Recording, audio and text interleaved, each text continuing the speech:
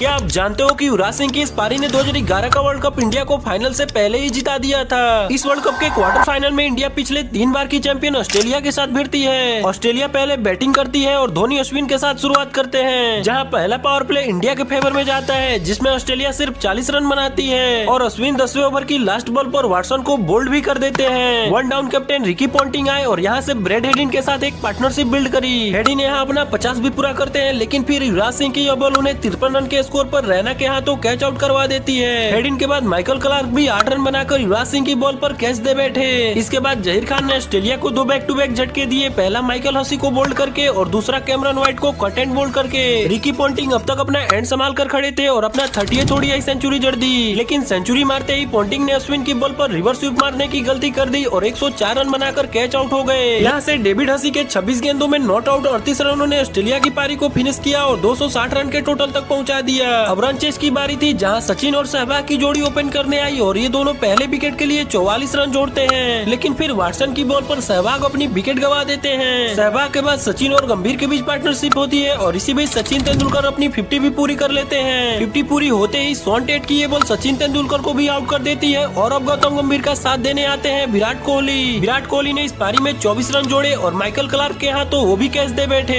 विराट कोहली के बाद अब गौतम गंभीर का साथ देने के लिए आते हैं युवराज सिंह। गंभीर अब तक बढ़िया खेल रहे थे और वो अपनी 50 तक भी पहुंच गए, लेकिन 50 पूरा करते ही इस कंफ्यूजन के चलते वो रन आउट हो जाते हैं और अपनी विकेट ऑस्ट्रेलिया को गिफ्ट कर देते हैं। गंभीर के बाद MS धोनी भी 7 रन बनाकर ब्रेटले की इस बॉल पर आउट हो गए और 38वें ओवर में इंडिया के 187 रन पर 5 विकेटें गिर गई। अब इस अंडर प्रेशर सिचुएशन में यूवी के साथ सुरेश रैना थे और ये आखिरी प्रॉपर बैटर की जोड़ी थी। यहाँ से अब इन दोनों को अपनी विकेटें बचाकर 74 रन और बनाने थे। धीरे धीरे इन दोनों ने अपनी इस पार्टनरशिप को बिल्ड किया और फिर रनों की स्पीड भी बढ़ने लगी। 54 गेंदों में यूवी ने अपनी 50 पूरी कर ली और सुरेश रैना ने 28 गेंदों में ताबड़तोड़ 34 रन जड़ दिए। और फिर यूवी पाजी की ये आइकॉनिक सेलिब्रेशन आती है, जब वो ब्रेटली की इस बॉल पर यह चौका मारकर इंडिया को यह मैच ही जिता देते हैं। लाइक और सब्सक्राइब जरूर कर देना।